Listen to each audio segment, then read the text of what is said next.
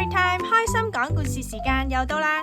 今日我要講嘅故事係我們一起大便吧。小朋友，夠鐘去廁所啦，去洗手間啦！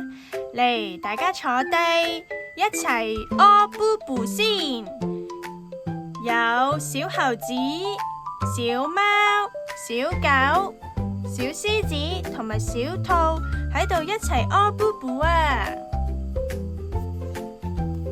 哇！第一個屙到布布嘅係小猴子明明啊！你睇下啲布布，好似條香蕉咁樣噶。小猴子成功咗屙布布啊！大家都好驚訝，啤啤姨姨呢都俾個叻叻佢。到第二個係邊個啊？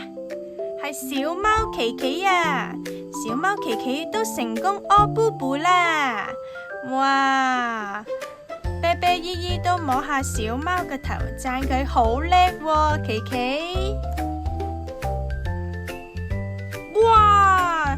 到小狗友友啦，你睇下佢屙到幾多布布？哇！1、2、3，屙咗3大條啊！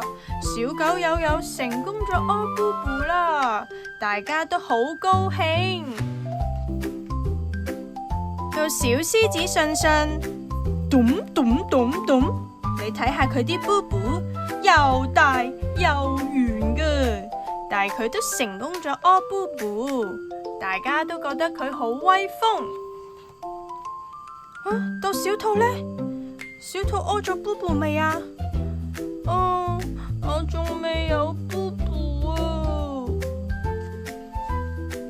唔使擔心，我哋不如同小兔子一齊打氣啊！慢慢嚟，1、2、3，咚咚咚咚！哇！小兔傑傑終於成功咗屙布布啦，雖然佢屙得有啲辛苦。佢啲布布呢又硬又細粒，但係佢都成功咗啊！大家都好興奮啊！最後大家都好開心，一齊屙到布布啦！你睇下，耶！故事就講完啦，故事就嚟到呢度啦。大家又鍾唔鍾意呢本書呢？又或者大家睇完呢本書之後又有咩感想呢？都可以留言話俾我知。